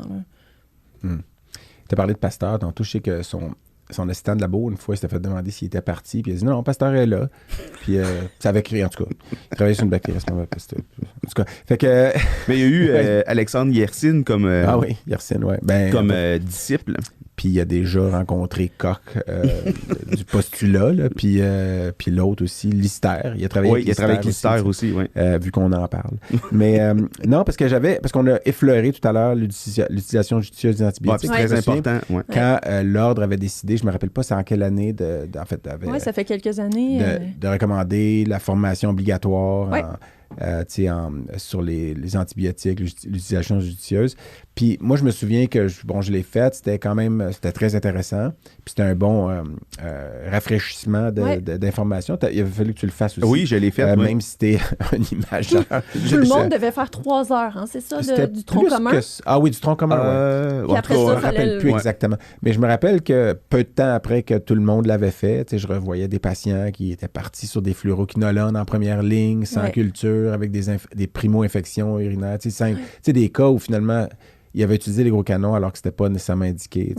Puis j'étais déçu parce que je me dis, on vient de faire la formation obligatoire. Puis on a encore beaucoup de gens qui utilisent métronidazole avec des diarrhées aiguës chez le chien, des choses comme ça, alors que j'allais dire moult, mais il y a quelques études quand même récentes qui ont démontré que ça fonctionne pas mieux que de donner juste des probiotiques ou juste rien changer la diète, tu sais, que quand c'est une diarrhée aiguë, ben là, on devrait pas, puis ça affecte leur microbiote, puis tout ça, puis tu sais, ma conjointe qui est interniste dans les petits animaux, elle a un intérêt avec tout ce qui est transfert de flore, puis tout ça, puis elle travaille là-dessus, c'est pas simple non plus, là, puis d'ailleurs, mais toi, parce que je voulais parler d'une autre affaire avec les probiotiques, là, mais côté utilisation judicieuse des antibiotiques. Parce que l'anamnèse, ce que je disais tantôt, elle est importante pour ça, entre autres, mais est-ce que tu trouves qu'aujourd'hui, en 2023, il y a encore beaucoup d'utilisation de gros canons trop tôt en première ligne sans que justement, c'est pas judicieux de le faire? Puis j'imagine que ta réponse, c'est oui, ça arrive encore beaucoup, trop. Puis qu'est-ce que tu recommanderais, si tu avais un conseil ou quelques conseils rapides aux vétérinaires, que ce soit d'un petit ou d'un grand, ou en tout cas ceux qui prescrivent des antibiotiques, donc des vétérinaires cliniciens, quel est le conseil facile?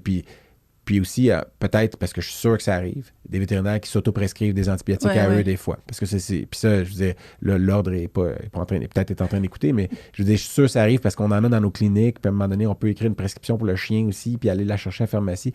Puis je ne recommanderais jamais de faire ça, mais je sais que ça doit arriver des fois. Puis c'est des erreurs graves parce que les gens ne vont pas avoir les connaissances pour le faire des fois.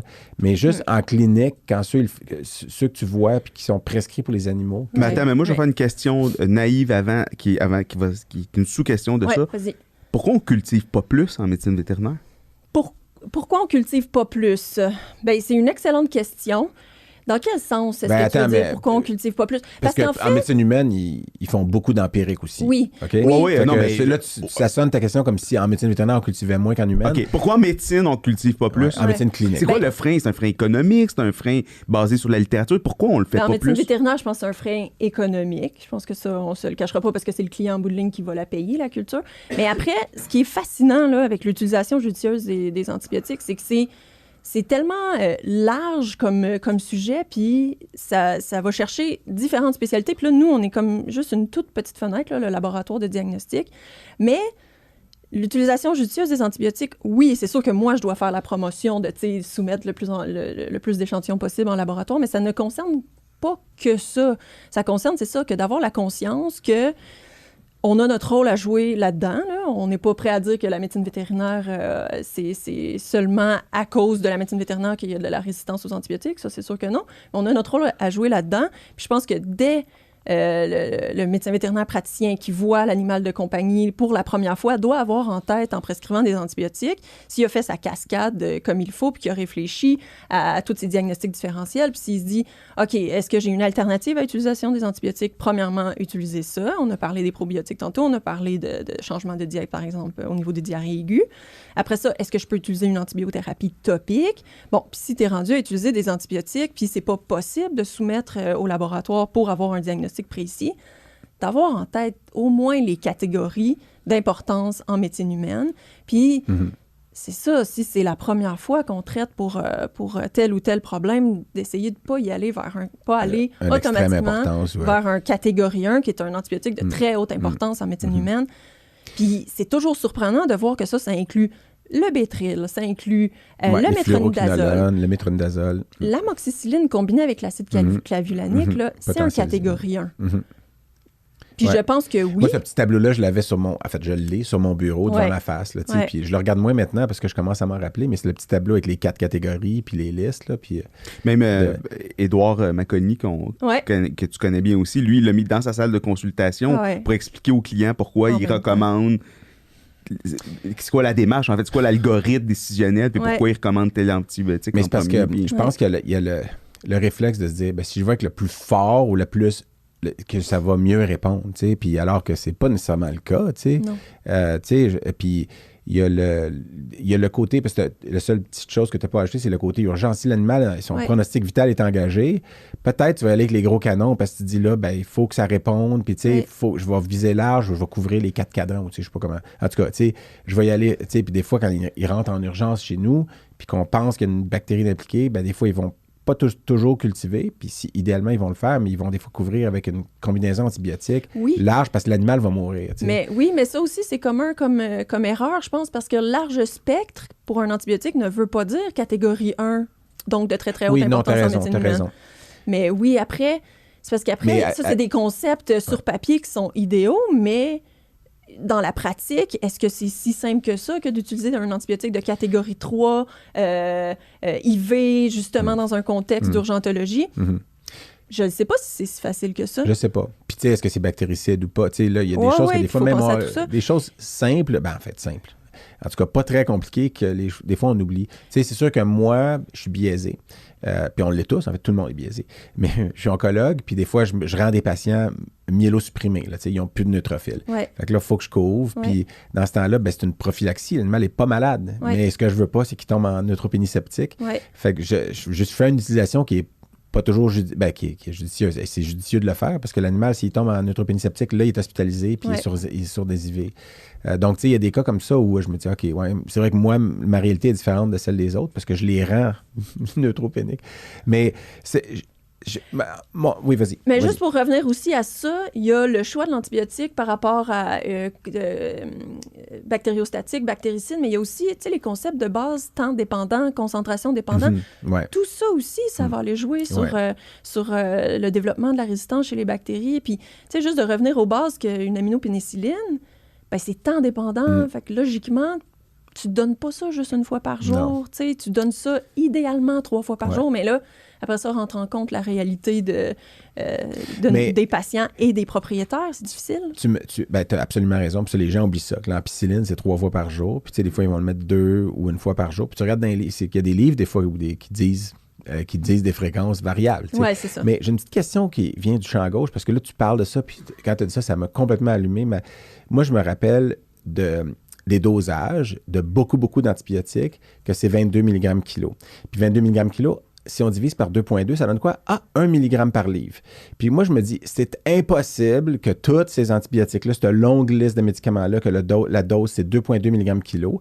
Puis même, il y a des anti-inflammatoires. La dose, c'est 2,2 mg kilo. Pourquoi? Parce que c'est 1 mg par livre. Oui, c'est facile. Puis c'est parce que c'est facile nos copains américains. Comment? Oui, c'est à cause de nos copains américains. Mais je dis, c'est impossible. Puis en même temps, ça, déjà, c'est une question, est-ce que ces antibiotiques-là ont tous eu des études? Puis là, des fois, tu te rends compte que non, parce que c'est des vieux antibiotiques qu'on utilise depuis longtemps. Puis il y a des études qui sortent en 2022 avec des chiens. Puis là, finalement, genre d'études qui auraient dû être faites en 1980.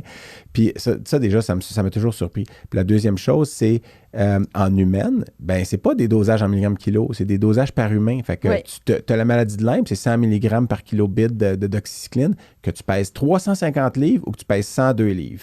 Fait que l'humain qui pèse 3 fois plus que l'autre prend la même dose. Ouais. Puis il y a plus de gras, la distribution.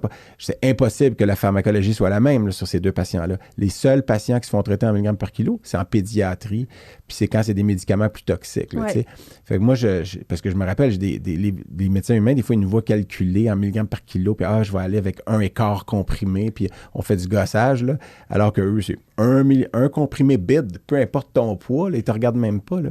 Ouais. Je veux dire, il manque de logique là-dedans pour moi. Là. Je pense que probablement que la meilleure, c'est entre les deux pour pas trop compliquer les choses, là, quand même qu'il y a un dosage basé sur le patient. Ouais. Mais en tout cas, c'était juste un petit point comme ça. C'est fascinant, hein, l'antibiorésistance. Puis est-ce que vous avez entendu parler du... Tu sais, parce qu'on a parlé d'une grosse pandémie là, qu'on vient de vivre. Oui, on en a légèrement entendu parler. Oui. Légèrement. The Silent Pandemic, qui est la pandémie silencieuse, mais c'est la résistance aux antibiotiques. Hein, puis c'est ça, je pense que j'allais te demander, c'est un peu comme la crise climatique. Est-ce qu'on va perdre cette lutte-là contre les bactéries éventuellement? Parce que je veux dire, quand tu regardes vous en pensez quoi par rapport à leur évolution puis à quel point ils vont... Quand tu regardes la courbe, c'est clair qu'ils étaient là avant nous depuis longtemps, ils vont être là longtemps après nous. Fait que c'est sûr que quand tu regardes la courbe, ça s'en va pas dans le bon sens. Mais c'est ça reste que c'est un domaine fascinant, mais ce qui est intéressant, c'est ça, nos interactions avec tous les domaines de la médecine vétérinaire. Autant, c'est ça, pour faire une bonne antibiogouvernance, il faut avoir des liens avec les pharmaciens, les spécialistes, la biosécurité. Tout le monde a son rôle à jouer dans tout ça. Puis tantôt, on parlait aussi des nouvelles technologies. C'est super intéressant, les nouvelles technologies. Par contre, ils sont en train aussi de démontrer, j'ai commencé à lire quelques articles là-dessus, puis que l'utilisation du MALDI-TOF pour avoir des identifications plus précises de certaines bactéries, pour nous, les microbiologistes, c'est tout intéressant, puis on est comme « je vais les rapporter, ces bactéries-là ». Mais ils ont été capables de démontrer que là, on rapporte des noms de bactéries super précis, donc c'est comme si on apportait de l'importance à ces bactéries-là, quand en fait, c'est peut-être des bactéries qui font partie de la flore normale du patient. Ouais, fait que sinon, mais là, on les traite, on est en train de... à traiter. Donc, ça aussi, c'est ça, il faut faire attention. Oui, mais de toute façon, tu sais, mettons, tu reçois un résultat de culture bactérienne, puis il y a une bactérie, c'est du E. coli à 100%, forte croissance, il est sensible à tel antibiotique, tu choisis ton antibiotique. Parce que, évidemment, tu scrapes tout le reste de la flore aussi. Là, tu fais un changement de microbiote puis tout ça. Puis les gens ne réfléchissent pas à ça parce qu'on vit juste, nous, on vit celle qui est sur papier devant nous. Là. Mais il y a toutes les autres, puis on le sait je veux dire, il y a plus de cellules de bactéries qu'il y a de cellules qui sont de notre corps, finalement. Là, mais on oublie ça facilement. Puis il ne faut pas avoir peur aussi. Nous, à chaque fois qu'on lit sur l'utilisation judicieuse des antibiotiques, c'est qu'il ne faut pas avoir peur de... Il dit c'est du down-regulating. Donc, si tu as parti ton patient sur, par exemple, 2 ou 3 antibiotiques d'importance quand même assez élevée en médecine humaine, puis que finalement, tu as ton résultat, puis que, on va revenir avec l'exemple du E. coli, qui est quand même assez sensible à des antibiotiques de catégorie 2 ou 3, il recommande maintenant, ou de couper les antibiotiques qui n'étaient pas nécessaires, puis de travailler aussi beaucoup sur les temps de traitement. Ça aussi, il faut lire les études, mais des fois, on a l'habitude de partir des chiens sur 1 mois de traitement pour... mais ça a changé. Ça change, mais c'est pas tout le monde qui l'a changé. Il y en a que c'est 5 jours, 4 jours, c'est suffisant, ou des temps beaucoup plus courts que ceux à quoi on était habitué. Il reste plus beaucoup de temps. On peut s'en rajouter un petit peu, Daniel? Oui, on a déjà mis un 5 minutes. Mais parce que les probiotiques, c'est quelque chose aussi qu'on parle beaucoup ou qu'on entend parler beaucoup. Peut-être pas toi, là, mais... mais tous les jours. Parce que, tu sais, on en donne beaucoup, puis il y a des probiotiques en vente libre, évidemment, puis il y en a il y en a qui sont des produits vétérinaires, puis il y en a qui sont des produits humains, puis tout ça. Mais est-ce que tu connais le Lactobacillus reuteri DSM 1780... Attends une minute. Il aime beaucoup, les deux, on aime beaucoup dire les noms latins des animaux et des bactéries. Fait que non, mais est-ce que tu le connais, celui-là, particulièrement, parce qu'il est intéressant? Puis tu viens d'être un bébé. Il se retrouve dans les probiotiques pour les bébés qui ont des coliques. OK. Puis moi, tu sais, autant j'en utilise des probiotiques parce que j'essaie de, tu sais, le but aussi, c'est des fois de diminuer les antibiotiques puis d'utiliser des probiotiques à la place, tout ça. Mais là, c'est que quand on a eu notre bébé, qui maintenant a 15 mois, ma conjointe l'a allaité, puis il y avait des coliques. Puis moi, mon plus vieux, lui avait été à la bouteille, puis il n'y a pas eu de coliques. Mais je dis pas que c'est parce qu'il était allaité maternelle au sein qu'il y avait des coliques, mais il était au sein puis il y avait des coliques. Puis là, on a une amie qui dit « Ah, moi, mon bébé en fait pas de coliques, fait que tiens. » Puis elle nous a donné une bouteille de probiotiques. OK. Puis là, j'étais comme « Ben... » Là, puis ma conjointe dit à Anne-Sophie, elle dit « Ben, OK, on va l'essayer, parce que ça allait pas bien. » Puis elle l'a commencé là-dessus, puis vraiment, les coliques ont diminué. Puis là, au début, j'étais comme « Ben, voyons, tu sais. » Parce que... Puis là, j'étais allé lire, puis il y a des méta-analyses sur cette bactérie-là, entre autres, qui s'appelle le Lactobacillus reuteri. Bon, ils l'appellent des fois Protectis, là, mais ça, c'est un nom un peu... Protectis, c'est un nom commercial un peu, mais le vrai nom, c'est DSM 17938. Puis, il y a une compagnie qui s'appelle BioGaia, qui est, je pense, localisée en Suède, mais qui disent que le produit a été testé dans plus de 145 études publiées à date, des études cliniques. 9 milliards de doses ont été administrées à ce jour, selon le site web. Puis, dans un article de 2020, j'avais lu, bon, il y a un groupe en Corée aussi qui évaluait un Lactobacillus reuteri canin qui démontrait, puis 28 différents strains, là, qui démontraient que son évolution du génome est liée à celle de l'humain. Tu sais, comme quoi ça prouvait aussi qu'il y avait une cohabitation, parce que c'est une bactérie que tu peux suivre qui se transmet, mais qui est finalement qui devient une bactérie, pas pathogène, mais... opportuniste. Non, pas opportuniste, mais une flore commensale, c'est ça. Puis les sources, ce qui était drôle, parce que moi, j'étais allé lire, puis je disais, OK, il y a des méta-analyses qui disent que c'est vrai, puis crème, lui, a l'air clairement, c'était pas placebo, parce que quand il le prenait, puis qu'à un moment donné, la bouteille a fini, puis il s'est recommencé à avoir des coliques, j'étais à la pharmacie en chercher, ça se vend en vente libre, puis ces coliques ont arrêté encore. C'était quand même... Donc, il y a un challenge, là, c'était convaincant. Mais sur leur site web, ce qui est drôle, c'est que le site web de BioGaia, les sources des souches sont assez divertissantes à lire, parce qu'on parle de 5 différents Lactobacillus reuteri. Il y a Protectis, qui est DSM 17938, pour le confort intestinal. Donc, c'est celui qui est utilisé, puis c'est celui qui a le plus d'études à l'appui, là, puis des méta-analyses et tout. Donc, ils disent celui-là a 177 études à l'appui, c'est plus que tantôt, mais en tout cas. Prodentis, qui est un mélange de 2 différents Lactobacillus reuteri pour la santé des gencives et des dents, qui a 64 études cliniques complétées, puis 3 autres avec moins d'études qui sont pour soit le gastrus, pour le gastro-intestinal, l'os fortis, pour la santé des os, puis le colus, pour la santé du côlon. Mais là où c'est drôle, c'est il survivrait, c'est une bactérie qui survivrait durant son passage dans tout le tractus digestif, donc même dans le pH gastro-intestinal et tout, présent dans le lait maternel, dans le vagin, la bouche, l'estomac, le petit et le gros intestin et dans les selles. Donc chez l'humain, il est présent à plusieurs endroits.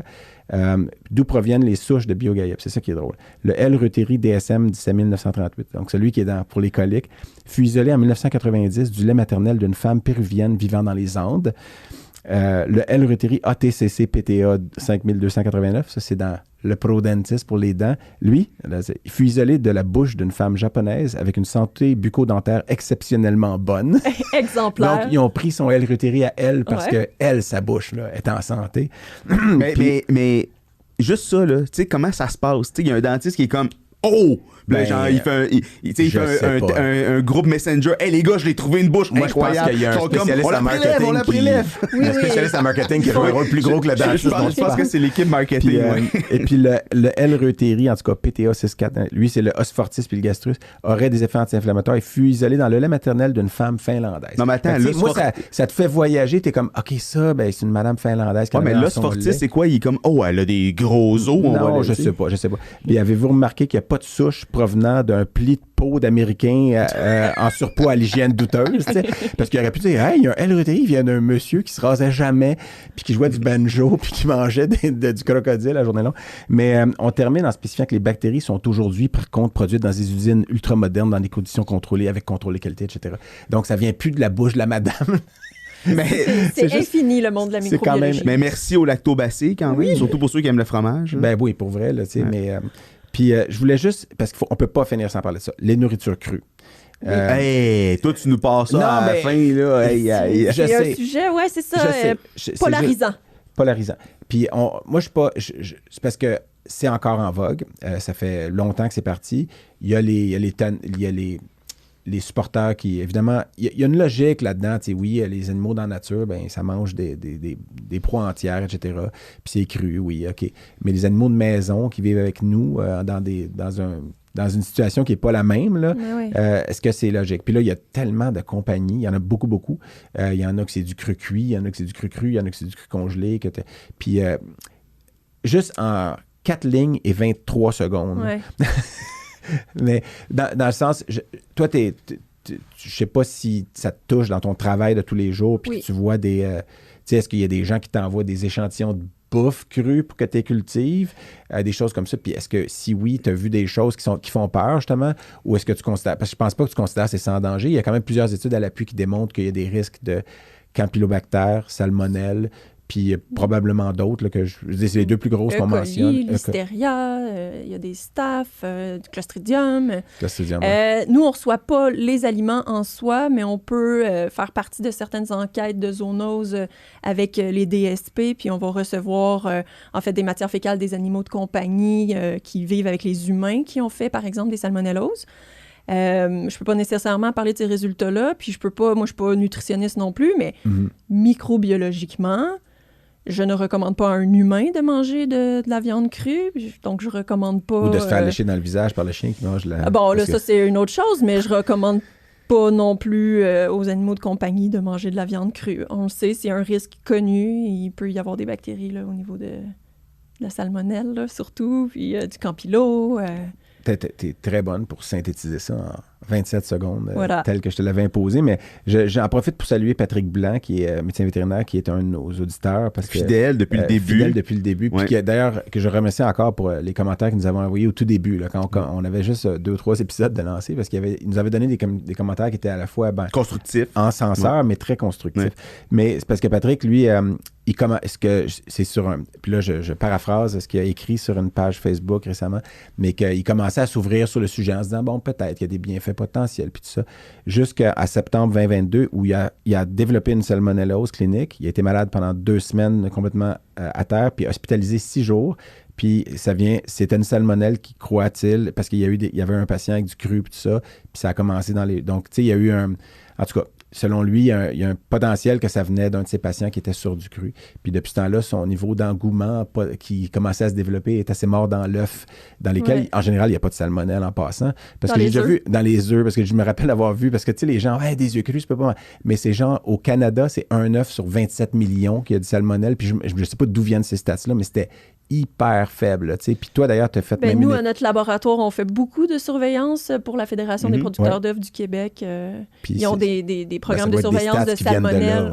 Ils ont des programmes exemplaires de surveillance de salmonelle dans l'environnement de leur poulet de pondeuse. Donc, moi, je dis pas aux gens de manger des œufs crus, encore une fois, mais moi, des fois, je me fais des milkshakes avec des œufs dedans, puis ils sont crus, puis j'ai jamais... En tout cas, à date, là, je vais toucher du bois, mais... Il y en a du vrai. Chest-bras. Mais c'est parce que c'est ça. Après ça, je veux dire, quand on est une personne immunocompétente, disons, ça nous inquiète pas trop, mais pensez aux gens immunosupprimés, tu sais, les jeunes enfants, les personnes âgées, les personnes... On le sait pas, les gens autour de nous aussi, les maladies dont elles peuvent être porteuses puis qui sont chroniques, puis...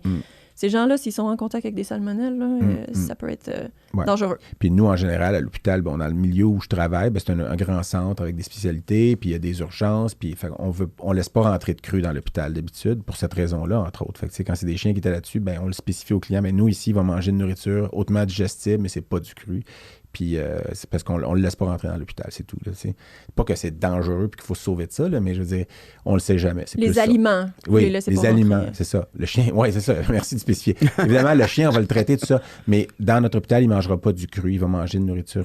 Donc, puis qu'encore là, c'est ça. Il y a peut-être des chiens qui vont manger du cru toute leur vie puis qui n'auront jamais de problème, ni les propriétaires d'ailleurs. Ouais. Mais la réalité, c'est qu'il y a quand même un risque qui est déjà accru. Accru, oui. Il y a un risque connu. C'est un A qui est non privatif. Oui, c'est ça. Puis les gens aussi, des fois, ils pensent qu'en congelant ces viandes-là, ils vont éliminer finalement que la les congélation bactéries. Tue les bactéries, ce qui n'est pas le cas. Ce qui n'est vraiment pas le cas. Oui, pour finir sur un mot polonais. Pas le cas. Hey, il y a tellement de choses d'autres qu'on aurait pu parler, mais merci. Merci vraiment d'être venu. C'était fort intéressant. Le monde des petits organismes qui sont tellement importants à la fois pour le bon côté puis des fois le mauvais côté quand on est malade, mais... Oui, puis en bactério, à Saint-Hyacinthe, il y a toujours un médecin vétérinaire microbiologiste, là, un spécialiste qui est sur le plancher, puis ça nous fait vraiment plaisir de vous parler, là, donc... Ah ben ça, c'est une belle invitation qu'on lance à tout le monde. Puis là, on était un peu petits animaux centrés, mais on a parlé de mammifères, de production porcine, puis tout ça, il y a tous ces volets-là aussi. Non, puis l'utilisation judicieuse, c'est aussi des grandes populations. Ben oui, bien sûr. C'est intéressant, c'est différent aussi chez les animaux de consommation parce qu'il y a de la réglementation par rapport à l'utilisation des antibiotiques de catégorie 1 et de catégorie 2, comme quoi que c'est presque plus utilisé justement parce que ça prend... faut monter des dossiers pour pouvoir utiliser ces antibiotiques-là, par exemple de catégorie 1 chez les animaux de consommation. Donc, on voit aussi l'évolution là, de l'antibiorésistance chez certaines bactéries au niveau des élevages porcins, des élevages... de la volaille aussi. Fait que ça aussi, c'est fascinant. J'ai vu que tu avais même publié une étude sur les pigeons là, de Montréal là, pour évaluer s'ils étaient souvent porteurs de salmonelle, campylome, Coxiella burnetii, puis un virus... c'était quel virus? C'était dans le titre. C'était... le Newcastle. Newcastle, c'est viral. Oui. C'est quel virus? Paramyxovirus. Paramyxovirus, OK. Mais finalement, il y avait salmonelle qui était présent chez 6% sur 140 quelques pigeons. Là, fait que c'était pas si élevé que ça. Oui, ça fait longtemps, là, mais... c'est une étude qui date d'il y a plusieurs années. Ouais. Parce que, tu sais, on se dit tout le temps, ça doit être plein de... mais c'était pas si élevé que ça pour le salmonelle, en tout cas. Ouais. Ben, c'est quand même 6%. Là, je veux dire, c'est 1 sur 16. Il y en a. Ouais. Parce qu'on dit quand même que c'est des rats avec des ailes. Ils mangent un peu n'importe quoi. Ouais, c'est parce que... Faudrait faire la même chose chez les écureuils. C'est parce que mon ex-conjointe avait été hospitalisée aux soins de maladies infectieuses dans un hôpital français. Puis quand elle était là... Puis finalement, c'était la maladie de Lyme qu'elle avait, mais on ne le savait pas quand on était là-bas. Une autre bactérie, d'ailleurs, mais... Elle était hospitalisée, avec fièvre, elle avait eu une ponction lombaire et tout. Puis dans sa chambre de l'unité des maladies infectieuses de cet hôpital-là en France, il y avait une fenêtre. Puis la fenêtre n'avait pas de moustiquaire. Puis il y avait des pigeons sur le bord de la fenêtre qui pouvaient rentrer dans la chambre. Là. Puis moi, j'étais comme, elle est fiévreuse avec une maladie infectieuse. On est dans l'unité des maladies infectieuses. Puis les pigeons peuvent rentrer dans la chambre, puis voler, puis déféquer. Puis il y avait d'ailleurs des chiures de pigeons, là, à peu près. Puis la chambre était petite, là, donc à peu près à 4 pieds de sa face. J'avais trouvé ça quand même surprenant. À l'hôpital, là? À l'hôpital. Dans un hôpital d'une grande ville française. OK. Que je nommerai pas, juste par... Puis je dis pas que c'est de même dans tous les hôpitaux français, mais cette fois, pas de moustiquaire, pigeons sur le bord qui pouvaient rentrer dans la chambre, avec le caca à peu près à 4 pieds de son visage, là, alors qu'il était étendu avec une douleur au dos de... Mais je pense qu'en tant que médecin vétérinaire, c'est ça, on est capable de voir ces choses-là, puis ça nous dérange plus quand on doit fréquenter, c'est ça, les hôpitaux humains, là. Ouais. Des fois, on voit des choses avec ma mère qui était en oncologie, mais qu'après ça, tu vois très, très proche qu'il y a une affiche pour un patient... la porte d'à côté, EVR, tu sais, quand tu sais que c'est un entérocoque résistant à la vancomycine, il est porteur de ça à côté. qui est dans la même chambre. Presque... Moi, c'est un peu inquiétant. Ça me faisait un petit peu mal. C'est difficile. Alors, sur ce... J'ai fait une blague de Clostridium. Clostridium. Ben oui, merci beaucoup à Daniel pour ta patience. On s'est fait rajouter plusieurs minutes parce que c'est comme ça quand c'est passionnant. Oui, absolument. Puis, c'était fort intéressant. Merci beaucoup. Merci de ta participation. Merci à tout le monde qui nous écoute. Puis nous, on se dit à très bientôt. À très, très bientôt. Et qu'est-ce qu'on fait? On lance le générique. On lance la petite musique. Ouais, la musique qui chante. Merci, Julienne. Merci.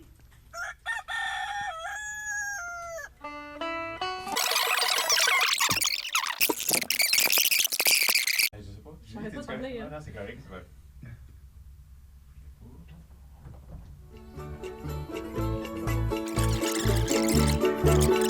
Eh bien, voilà qui conclut cet épisode. On espère que vous avez apprécié ça autant que nous, on a eu de plaisir à le faire. Éric? Et si vous avez aimé ce que vous avez entendu, abonnez-vous sur toutes les bonnes plateformes de podcasting et sur nos médias sociaux. Et on se revoit au prochain épisode. Ah oui?